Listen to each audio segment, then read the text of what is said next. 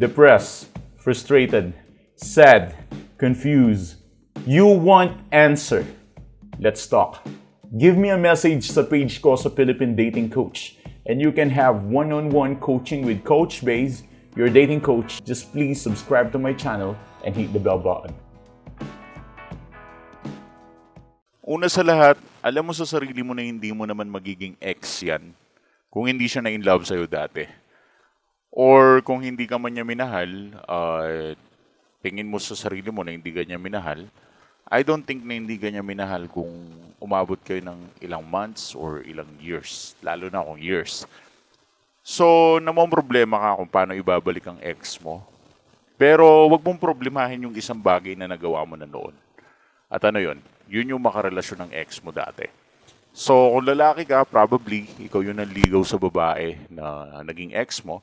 At kung babae ka, probably ikaw yung niligawan niya. Or both. Minsan ganun eh. Kahit wala naman ligaw na isa sa inyong dalawa, nagkakasundo pa rin kayo. Di ba? So, mataas ang tendency na nagkakaroon ka ng mga doubt na hindi ka na mahal ng ex mo, hindi na siya babalik sa'yo. You are just ignoring the fact nung panahon na mahal ka niya. Okay, nagawa mo na dati na mapaibig ang ex mo eh. Alam mo yun? Alam mo pinupunto ko? Ulitin ko nagawa mo na dating mapaibig ang ex mo. Kaya mo ulit gawin yun ngayon. Ang problema lang, masyado ka lang pinangungunahan ng takot at kaba mo na feeling mo hindi ka mahal at hindi ka na mamahalin pa. Lagi mong tatandaan, kung dati ka minahal, dati siya nag-spend ng emotion sa'yo, siguro nawalan lang ng gana sa'yo ngayon kasi kaumay yung attitude mo. O kaya, wala, nagkaumayan kayo or ganun lang. Siguro nagkaumayan kayo, naghiwalay kayo, ganun. Pero at the end of the day, lagi mong tatandaan, keep in mind na dati namang umibig sa'yo yan. Ngayon, ang gusto kong gawin mo, i-realize mo. Sino ka ba dati nung minamahal ka niya? Anong personality ba yung meron ka nung dating napaibig mo siya sa'yo? Sino ka ba noon? Once na nakapag-reflect ka na at na-realize mo kung sino ka noon nung napaibig siya sa'yo, I think pinakamagandang gawin mo is bumalik ka sa nakaraan. Ibalik mo yung dating ikaw nung napaibig mo siya sa'yo. Sobrang simple lang, di ba? Pero nahihirapan ka. Kaya hindi mo mapabalik ang ex mo or hindi siya mapagapang pabalik sa'yo kasi nga nahihirapan ka at pinangungunahan ka ng takot mo. At dahil pinangungunahan ka ng takot mo, ang ginagawa mo ngayon, binibigyan mo siya ng 100 million times of validation. Binavalidate mo yung feeling niya, binavalidate mo na love mo siya, binavalidate mo na hindi mo kaya mawala siya, binavalidate mo na nagmamind game ka, lahat binavalidate mo na lang sa kanya para lang mabalik siya. Nagmumukha ka ng piece of shit sa mga ginagawa mo and because of that validation. And syempre, ginagawa mo yung validation na yan because of your fear. Kasi hindi ka marunong makontrol ng takot. Ang takot kasi parang manubela yan ng barko eh. Okay? Kapag hindi mo alam kontrolin ng takot mo, talagang ibubunggu ka ng takot mo. Lalo kang ipapahamak ng kaba at takot mo, pangungulila mo, kalungkutan mo. Akala mo kapag natakot ka, matutulungan ka ng takot mo. Hindi. Most of the time, yung takot mo pa mismo, siya yung mismo magpapahamak sa'yo. At dahil sa sobrang takot mo, ibavalidate mo siya ng ibavalidate na parang hindi ka na niya kilala nung una kanyang minahal.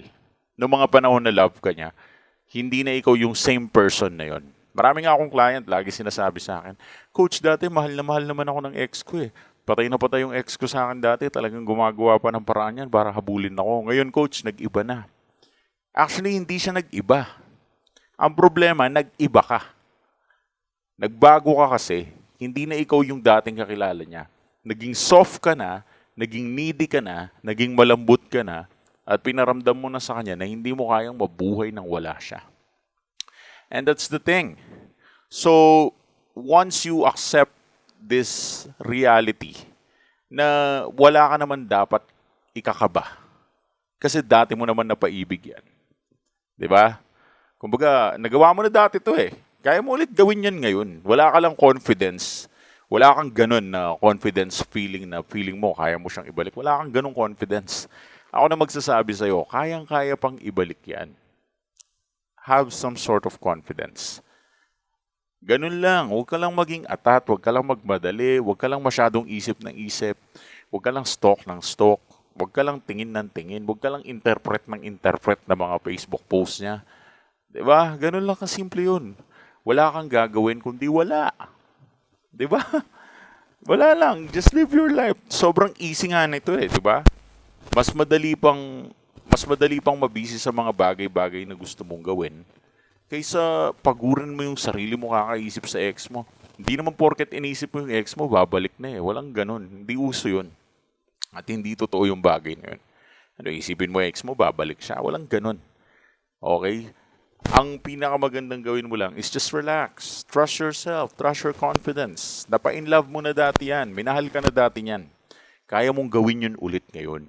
Siguro ang kailangan lang mag-reflect ka kung sino ka dati at pagkatapos huwag kang mabisi kakaisip sa kanya dahil hindi ka naman binibigyan ng guarantee na kapag iniisip mo siya, babalik siya.